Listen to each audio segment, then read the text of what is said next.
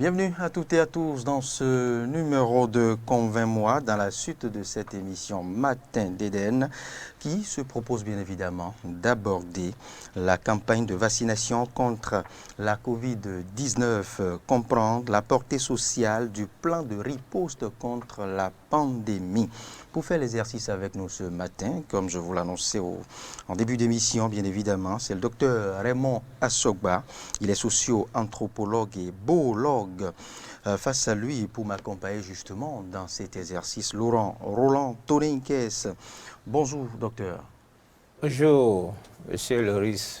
Bonjour, cher ami. Bonjour, professeur. Je suis heureux d'être avec vous ce matin. Je salue les téléspectateurs et les téléspectatrices. C'est un plaisir partagé, docteur. Roland Toninkès, à nouveau, bonjour. Loris d'abord, bonjour et bonjour, professeur Assogba.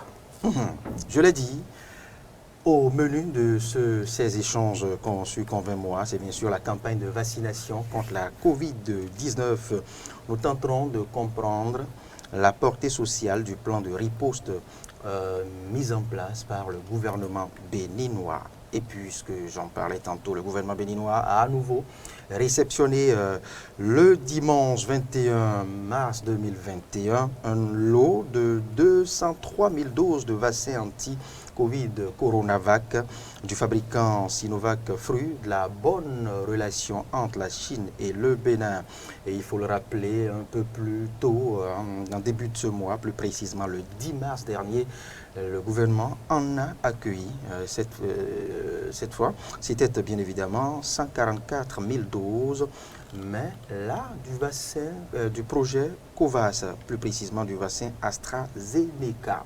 Entre ces deux réceptions, fidèles amis, eh bien, entre la réception du dimanche 21 et celle, bien évidemment, du 10 mars dernier, nous avons connu la polémique relative aux effets secondaires du vaccin AstraZeneca, pas seulement sur le continent, mais beaucoup plus sur le vieux continent qu'est l'Europe. Mais comment concevoir la campagne de vaccination contre la Covid au Bénin au lendemain de ces suspicions, au lendemain de cette mesure de méfiance, de suspension optée ou partagée par plus d'une douzaine de pays européens et quelques dizaines de pays africains.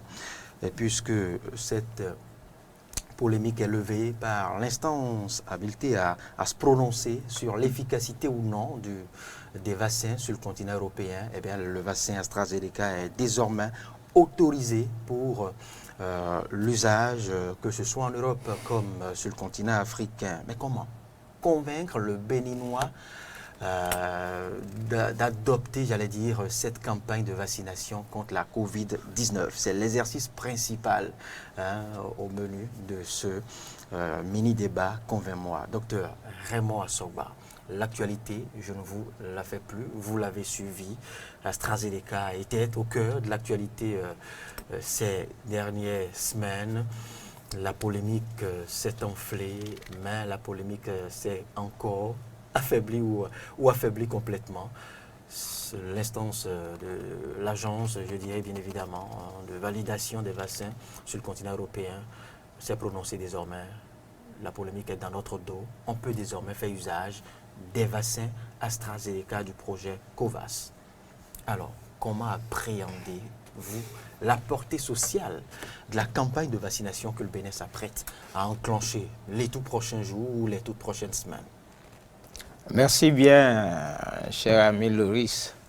En fait, nous sommes face à une problématique, puisque vous savez qu'aujourd'hui, avec les réseaux sociaux, l'ouverture des familles sur le monde à travers non seulement les réseaux sociaux, mais les télés, les bouquets, toutes les chaînes, évidemment, tout le monde est en train de réfléchir, tout le monde est en train de comparer, parce qu'en fait, aujourd'hui, on ne consomme plus l'information innocemment. Il y a plusieurs sources de rapprochement et qui amènent les gens à se faire une opinion. C'est la situation aujourd'hui, se faire une opinion. Se faire une opinion non seulement par rapport au message que les autorités lancent, se faire une opinion par rapport à ce qu'on reçoit de l'extérieur, tout cela donc met les consommateurs, les familles en situation. Ouais, la portée sociale, lorsqu'on parle de la portée sociale aussi, il faut dire qu'il y a des influences. La vaccination aura des influences sur les vies humaines, sur les relations entre les couples, entre les parents et les enfants, et puis sur les activités économiques. Disons qu'à partir de votre question, il faut dire qu'il y a un scepticisme. Il y a un scepticisme parce que nous recevons des messages sur les réseaux sociaux par rapport à aux doses qui sont données.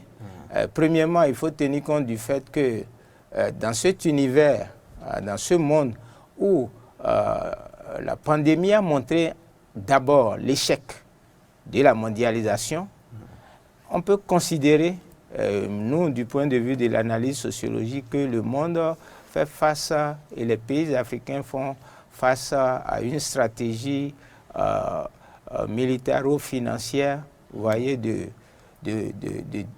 reprendre la main sur les pays africains qui essayent de se développer, de se prendre en charge. Ah oui. Et ça m'a fait penser à la conférence de Berlin en 1885, où les Occidentaux se sont partagés l'Afrique sans la permission des Africains. Aujourd'hui, quand même, nous, en tant qu'intellectuels, nous avons une possibilité d'émettre des opinions. Donc, face à ces situations, face disons, les premières vaccinations qui ont généré des caillots, c'est-à-dire des effets secondaires, cela amène à s'interroger. Vous voyez un peu. Oui. Et on peut se demander, est-ce que les autorités ont des informations pour calmer le peuple? De l'autre côté aussi, est-ce que, lorsque les questions ont été posées, est-ce que être vacciné peut permettre de libérer les emplois publics, les emplois privés, et la sociabilité? Peut-on continuer de vivre comme avant? Les ténors même, les médecins même, si tout le monde arrive à être vacciné. Ils disent qu'ils ne peuvent pas garantir cela. Alors on se demande si vacciner va empêcher le confinement. Puisque déjà le 30 mars prochain, il y a un confinement qui est déjà positionné. Est-ce que la vaccination va mettre fin au confinement? Une chose est sûre, et ce qui tombe bien sous le sens, ce que vous et moi partageons, c'est qu'avant le 30 mars, tous les citoyens béninois ne seraient pas encore vaccinés. Non, on est d'accord. La décision n'est pas encore prise. Voilà. Même si la décision était prise et que la campagne était enclenchée, peut-être que les agents de santé seraient à majorité vaccinés. Mais vous et moi, on va attendre encore notre tour, parce qu'après les agents de santé, il faut attendre une tranche d'âge dans laquelle vous et moi ne nous retrouvons pas encore. Ah oui, il y a effectivement cela. Donc, Laurent Roland Tonekes, vous avez suivi le professeur, je tentais de comprendre, après cette polémique, cette polémique qui a induit cette mesure de précaution partagée par des pays africains et européens. Est-ce qu'il serait d'abord facile de convaincre le Béninois à adhérer facilement à cette campagne de vaccination qu'on s'apprête à démarrer bientôt? Alors, d'abord, je peux vous surprendre en disant que cette affaire de vaccination est devenue une condition, un impératif pour certainement accéder à certains pays aujourd'hui en Afrique, en Europe, pardon, parce qu'à un moment donné, on vous imposera normalement, si vous n'êtes pas vacciné, vous ne pouvez pas rentrer dans certains pays. Mais au-delà du tout, c'est qu'il faut remercier déjà le chef du gouvernement béninois. Vous savez, cette polémique qui a été suscitée suite à l'avènement de AstraZeneca, on a vu beaucoup de pays européens qui ont suspendu la vaccination avec AstraZeneca, mais qui après, on voit le Centre européen des médicaments qui dit que AstraZeneca n'avait pas de problème. Mais ce plus grave, c'est que l'OMS qui avait prédit l'hécatombe en Afrique, à un moment donné, vous vous rappelez très bien cette fameuse de l'OMS qui disait qu'en Afrique, on craignait plus de morts en Afrique qu'ailleurs pour la Covid-19. Mais cette OMS aujourd'hui qui aujourd'hui nous dit qui avait d'ailleurs même avec le système des Nations Unies, ils ont mis en place le mécanisme COVAX pour donner gratuitement AstraZeneca aux pays africains. Et aujourd'hui, le Bénin n'était pas le premier pays africain à avoir AstraZeneca. Il y a le Congo, il y a le Togo, tout ça là. Mais le gouvernement béninois, suite à la polémique qui a dit, même si après l'AstraZeneca a été validé, on peut déjà continuer à vacciner, le gouvernement béninois qui commande d'autres formes de vaccins de notre pays, carrément, c'est déjà un pas pour dire que quelque part, il y a une assurance. Maintenant, quand le ministre de la Santé dit, quand je lis qu'on dit la polémique est terminée, on doit passer à la vaccination, je suis d'accord qu'on passe à la vaccination. Et moi, personnellement, je serais prêt à passer à la vaccination si on me désigne. Mais je dis, il faut que les dirigeants aussi, parce que pour convaincre les citoyens, le citoyen lambda, à un moment donné, il faut que les dirigeants montrent l'exemple. Il faut que peut-être le président de la République soit d'accord de prendre le vaccin en premier. Avant le président de la République, même le ministre de la Santé. Il faut que le ministre de la Santé soit d'accord. Il a dit dans l'extrait que je vais vous proposer tout à l'heure, il a dit qu'il sera le premier à le faire, pour nous donner l'exemple. C'est déjà heureux, et qu'on vaccine nos 82 députés aujourd'hui, que des gens acceptent aller prendre... Non, parce qu'au-delà de tout, c'est que le scepticisme, le professeur l'a dit, du peuple béninois, des Béninois à un moment donné, c'est parce qu'ils n'ont pas vu certains dirigeants prendre le risque d'aller au-devant, de montrer l'exemple. Tant que les dirigeants ne montrent pas l'exemple, ne soyez pas surpris que les citoyens lambda disent... C'est le cas dans tous les pays où la campagne a été enclenchée. La plupart du temps, c'est le numéro 1. Si ce n'est pas le chef du gouvernement, c'est le président de la République. Voilà, donc, oui.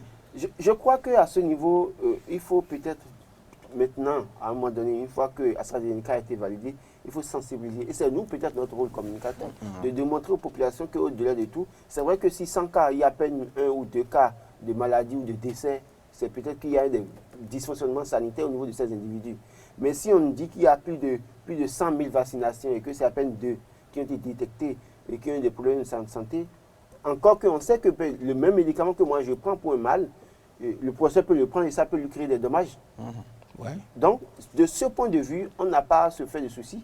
On peut encourager les gens et dire aux gens, mais écoutez, non, pas pour autant le vaccin à AstraZeneca ou autre, ce n'est pas criminel. Mais au-delà de tout, que nos dirigeants prennent même montrent l'exemple. Encore qu'on est maintenant, on a un choix varié. Peut-être que le choix sera davantage varié. Peut-être qu'on accueillera plus tard le Spoutnik. On ne sait jamais. Mais avant de poursuivre, je voudrais vous inviter à suivre les précisions du ministre de la Santé. Vous allez voir que ça va vous rassurer davantage, ça va dissiper le scepticisme que partage encore, ou les bribes du scepticisme que partage encore le professeur. Encore que là, on peut faire des débats. Oh, on en fera. Martin Toïnse va nous proposer cet extrait du ministre de la Santé au cours de sa tournée qu'il a enclenchée depuis la partie septentrionale du pays. C'était face aux agents de santé d'Aplahoui. On suit l'extrait et on revient après.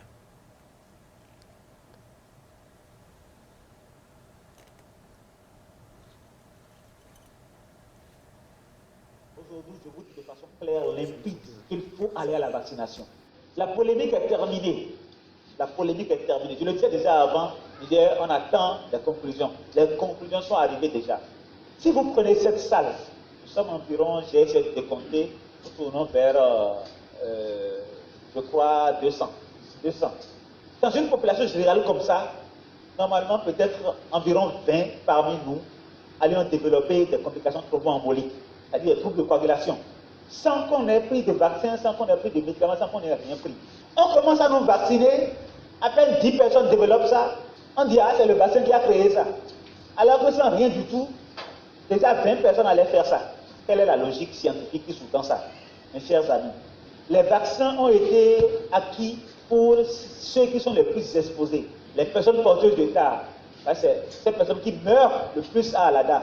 Moi, j'ai vu la mort à Alada. J'ai vu la mort. J'ai vu des clichés. J'ai vu des scanners de patients covidés. Ce n'est pas joli à regarder. Ce qui se passe là, ça n'a pas de nom. J'ai perdu des collègues. Le message qui est délivré dans la Liborie, dans le Borgo, dans la Capra, dans la Donga, dans les collines, ce n'est pas ce message que je vous délivre aujourd'hui. Aujourd'hui, je vous dis de façon claire, limpide, qu'il faut aller à la vaccination. La polémique est terminée. La polémique est terminée. Je le disais déjà avant, on attend des conclusions. Les conclusions sont arrivées déjà. Si vous prenez cette salle, nous sommes environ, j'ai essayé de décompter, nous tournons vers, je crois, 200. Dans une population générale comme ça, normalement peut-être environ 20 parmi nous allions développer des complications thromboemboliques, c'est-à-dire des troubles de coagulation, sans qu'on ait pris de vaccin, sans qu'on ait pris de médicaments, sans qu'on ait rien pris. On commence à nous vacciner, à peine 10 personnes développent ça, on dit ah c'est le vaccin qui a créé ça. Alors que sans rien du tout, déjà 20 personnes allaient faire ça. Quelle est la logique scientifique qui sous-tend ça, mes chers amis? Les vaccins ont été acquis pour ceux qui sont les plus exposés, les personnes porteuses de tard. C'est ces personnes qui meurent le plus à Alada. Moi j'ai vu la mort à Alada, j'ai vu la mort, j'ai vu des clichés, j'ai vu des scanners de patients covidés. Ce n'est pas joli à regarder. Ce qui se passe là, ça n'a pas de nom. J'ai perdu des collègues dedans et je ne souhaite pas revoir ce genre de choses. Les personnes qui sont ciblées, c'est les personnes âgées de plus de 60 ans. Les personnes qui sont ciblées, c'est les agents de santé parce que nous sommes au front. Nous sommes en contact permanent du virus. Qu'on le veuille ou pas, les malades vont venir, non? Les malades qui viennent, on a dit, c'est tout, c'est fièvre, c'est rhume, c'est tous les... Vous recevez ça tous les jours, non? C'est ça qui vient tous les jours. Et aujourd'hui, on sait bien qu'il n'y a plus vraiment de paludisme. Quand on a la fièvre là, c'est Covid qui est derrière. Et on veut protéger le personnel contre le développement de complications, des formes compliquées. C'est de ça qu'il s'agit. Je voudrais qu'en tant qu'agent de santé, que nous ayons un raisonnement scientifique et que nous ne contribuions pas à alimenter la polémique ou à semer la panique au sein des populations. Nous sommes des demi-dieux pour les populations. Quand nous parlons, ils estiment que c'est des paroles d'évangile. Si vous revenez après pour leur porter un autre message, ils ne vous croiront plus. Et nous aurons été coupables de leur mort. Parce que quelqu'un qui en a besoin, quelqu'un a dit, Allah a dit que ça peut être dangereux. Je ne ferai pas ça. Et il ne fera pas le vaccin, il fera ça Covid, le poumon foutu ne va pas mourir. Qu'est-ce que j'aurai dans ma conscience? Mes chers amis, je voudrais finir pour dire que la semaine prochaine, nous allons lancer la campagne de vaccination. Je vous donnerai l'exemple, ne vous inquiétez pas. Vous voulez me faire vacciner, non? Je le ferai.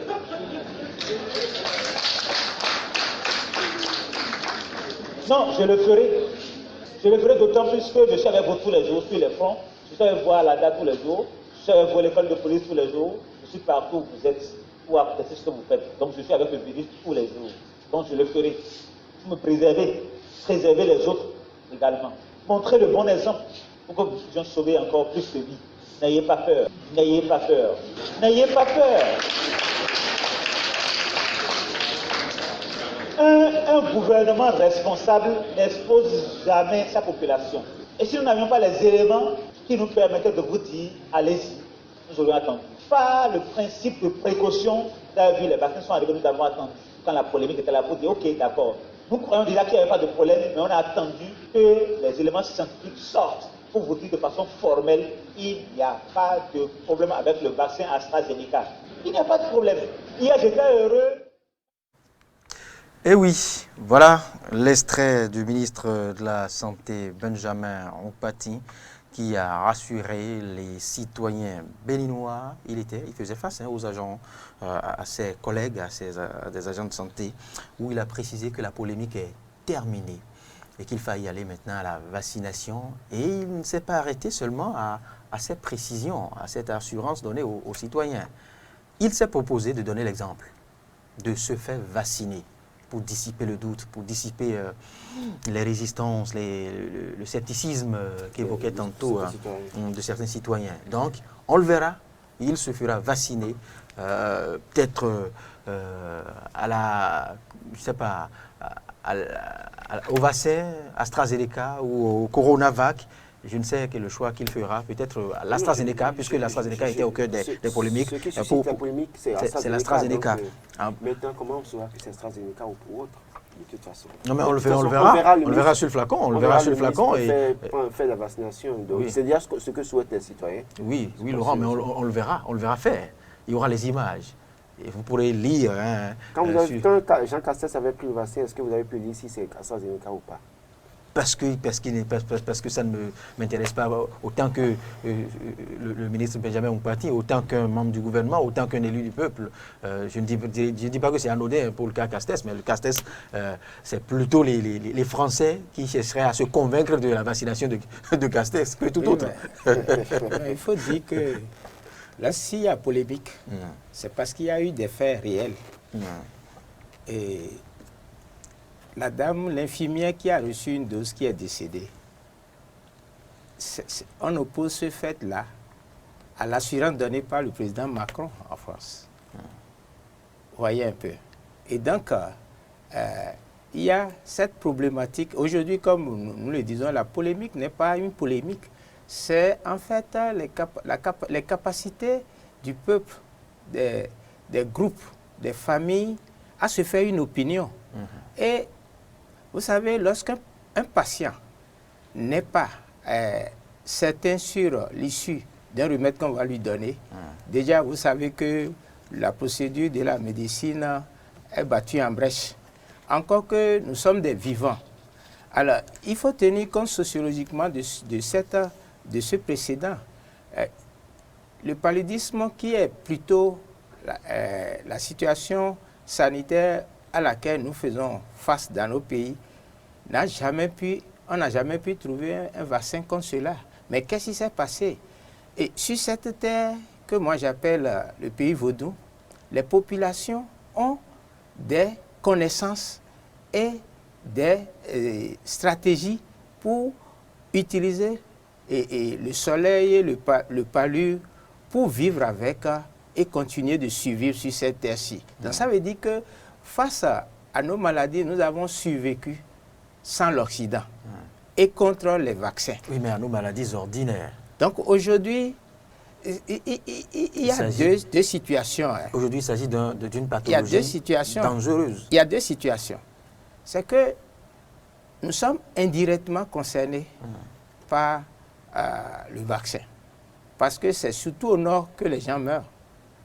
Ici, vous voyez les cas. Enfin, je précise que quand vous évoquez le nord... Vous voyez les cas, par exemple, vous avez les cas au 8 mars, 868 cas actifs pour un total de 6501 cas confirmés et 81 décès. Oui, mais je vous rappelle que le Bénin a un peu moins d'une centaine de morts. Donc, il faut tenir compte, en fait, de la réalité africaine.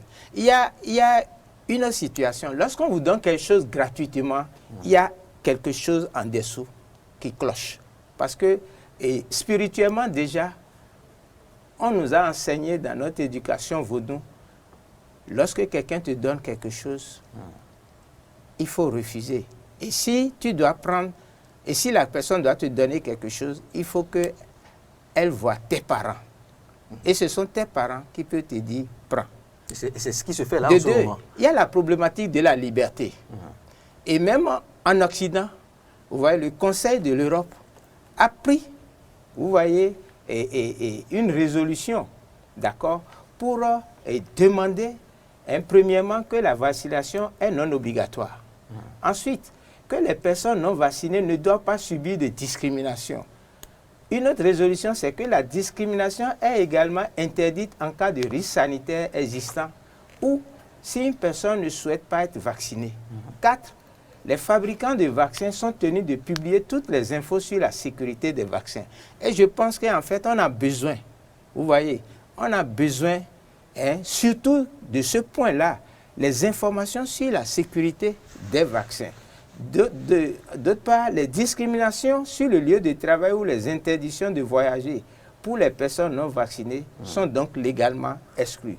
Pour finir, il est demandé d'utiliser les certificats de vaccination uniquement dans le but désigné de surveiller l'efficacité du vaccin, les effets secondaires potentiels et les effets indésirables. Donc ça veut dire que nous, au Bénin, il faut considérer qu'il y a la liberté individuelle, il y a la liberté des groupes, mais surtout, il y a en fait une culture nationale d'utiliser les plantes pour vivre. Donc aujourd'hui, moi, en tant que sociologue, je pose la vitalité des populations au risque de la santé. Pourquoi? Le vite, c'est le sperme. Celui qui a la vitalité, c'est celui-là qui vit, qui utilise en fait les nutriments du milieu dont il a la connaissance et dont il connaît les effets pour faire les choses. La santé concerne surtout ceux qui sont malades, parce qu'on dit qu'ils sont sans le thé. Ils sont sans le thé, donc c'est des moribonds, ils sont couchés, ils sont à l'horizontale. Et donc aujourd'hui, il faille maintenant, dans cette situation dans laquelle les conditions de vie dans nos sociétés ne sont pas celles de l'Occident. De deux, c'est qu'on nous met dans une situation de nous ramener. Le Bénin, depuis un certain moment, s'est déclaré économie à revenu intermédiaire. Mais l'Occident n'a pas tenu compte justement de ces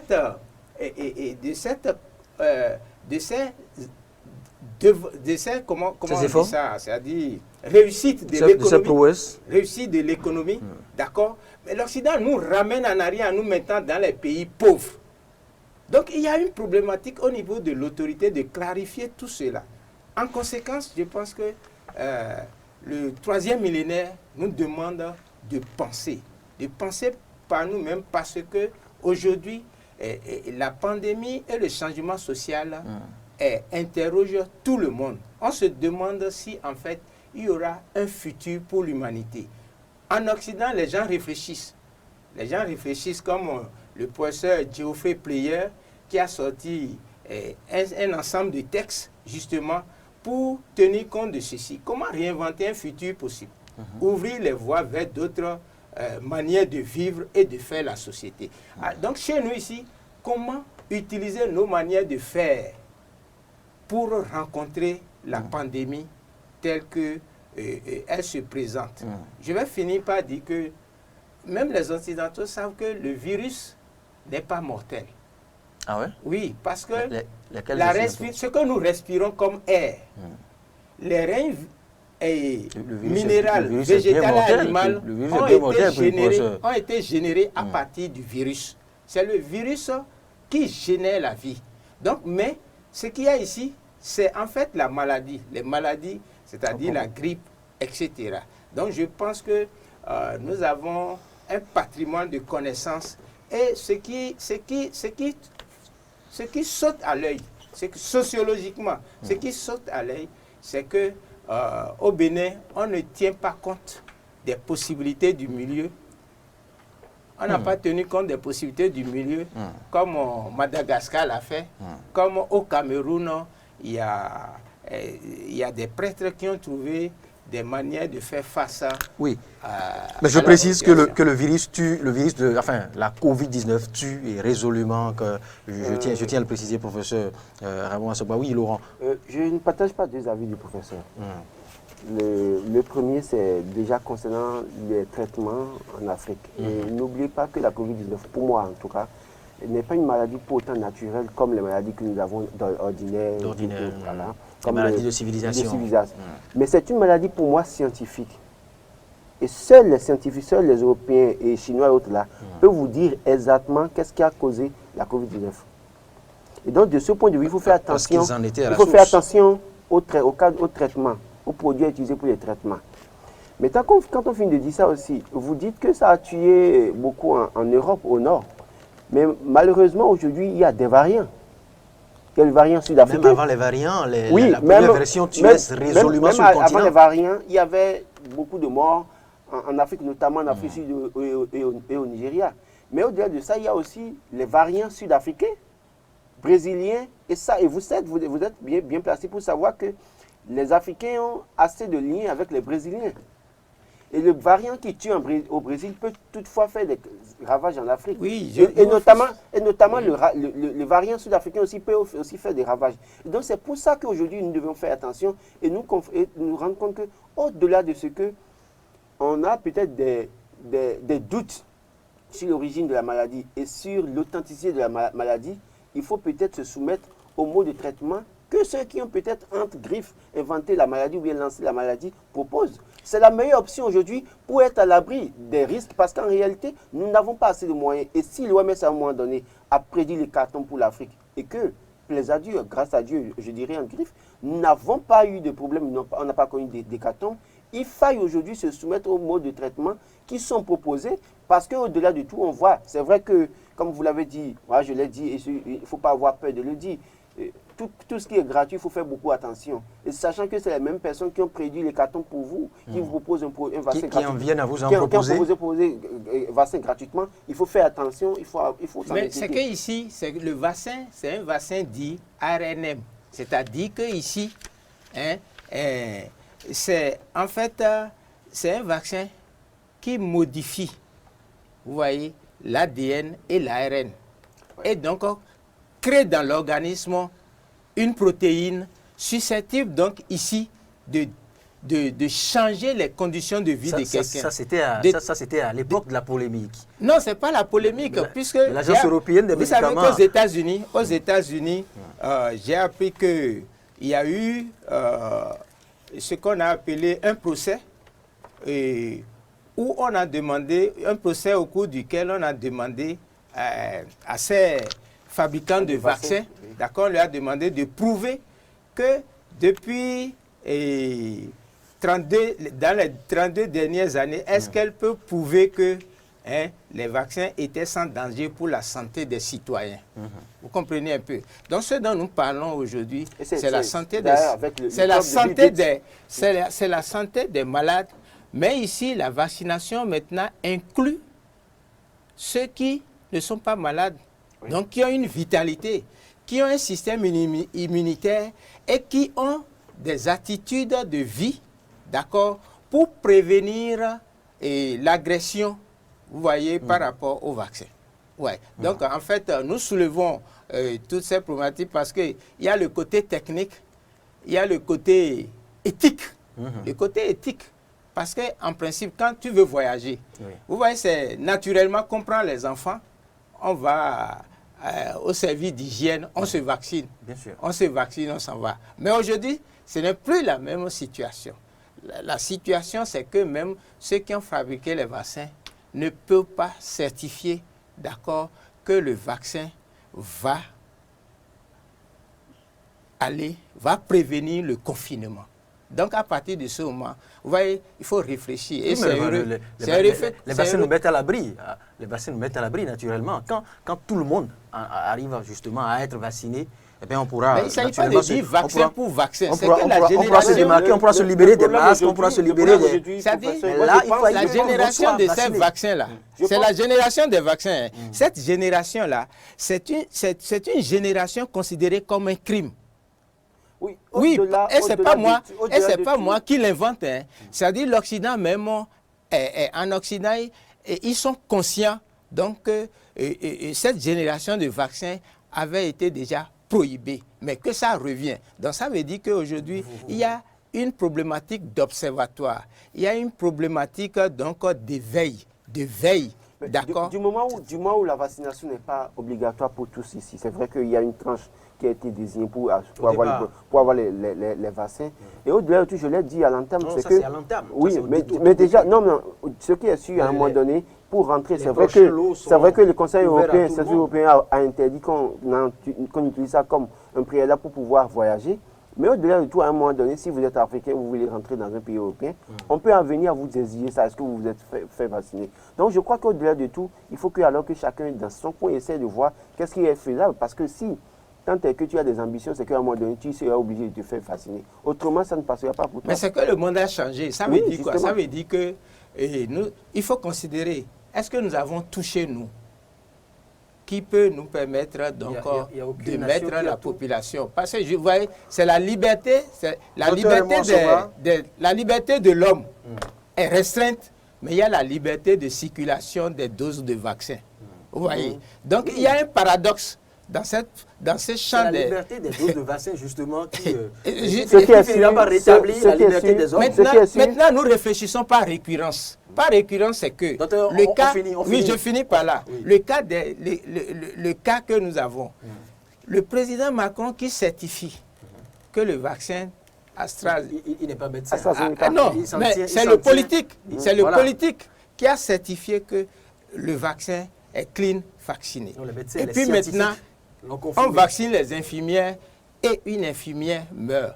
Est-ce que lui, l'assurance qu'il a donnée, cette assurance-là vaut quoi par rapport aux dégâts irréparables de cette infirmière qui meurt? Et cette polémique est rétablie, plus ou moins? Non, c'est pas rétabli. De toute façon, si une centaine de personnes, et que si c'est une personne qui en vient à avoir des problèmes, des troubles au niveau de son organisme, je crois qu'au-delà de tout, il faut reconsidérer le débat et se dire, mais quels sont peut-être ces antécédents sanitaires de ces personnes qu'on ne connaissait pas, quel est leur fonctionnement organique qu'on ne connaissait pas, et qui a fait que peut-être, ayant pris le vaccin, ça a modifié quelque chose en eux. Et c'est pour ça que je crois qu'aujourd'hui, même pour alimenter la polémique, il va falloir qu'on porte des gants parce qu'on se dit, ce n'est pas exactement, certainement, AstraZeneca qui a tué, mais c'est peut-être qu'au niveau de ces zones, vous n'êtes pas sans savoir qu'il y a des gens qui ont des problèmes sanitaires, mais les cachent toute leur vie. Non, non. Ici, nous ne sommes plus dans le domaine de la polémique. Nous ne sommes plus dans le domaine de la polémique. On y est, professeur. Non, justement. La polémique, ça veut dire quoi? C'est que vous bavardez des choses dont vous ne maîtrisez pas les tenants et les aboutissants. Mais ici, il s'agit de se faire une opinion. Et les populations, le monde est super ouvert. Et donc, c'est par rapport à ça, il faut tenir compte maintenant de ceci que nous laissons aux Occidentaux les paramètres de leur vie et de leurs moyens. Et nous avons à charge de prendre en compte les paramètres. Nous, docteur, il ne s'agit plus des Occidentaux. Si, il s'agit des Occidentaux. Non, ils ont pu travailler sérieusement pour ils sont en train, en fait, l'Occident est en train de remettre la main. Ouais, d'abord, vous avez dit la portée sociale. La portée sociale aussi, c'est ça. C'est-à-dire que vous ne vivez plus vos vies, mais vous vivez pour les autres. Et la manière de vivre que les autres vous impriment. À partir de ce moment, vous voyez un peu, vous êtes en prison, vous n'êtes plus libre. Merci. Est-ce que vous serez prêt à faire la vaccination? Vous dites? Est-ce que vous serez prêt à faire la vaccination? Être prêt à faire la vaccination. Je te dis que quand je veux voyager avec mes enfants, c'est normal que je prenne mes enfants, on va voyager parce que je vais en Côte d'Ivoire. Je vais aller au Cameroun. D'accord. Donc, le procès sera bientôt vacciné. Le procès sera bientôt vacciné. C'est déjà rassurant. Merci, professeur. Merci pour votre lecture. C'était Convainc-moi. Cette émission va devoir se poursuivre. Professeur, on va vous retrouver dans beaucoup d'autres grosses tribunes spéciales pour décortiquer d'autres angles relatifs justement à la campagne de vaccination qui s'ouvrira bientôt. Je vous convie déjà à commencer à passer l'information aux étudiants sur les différents campus où vous distillez le savoir. Merci, bonne journée, bon retour à vous, professeur. C'était Convainc-moi.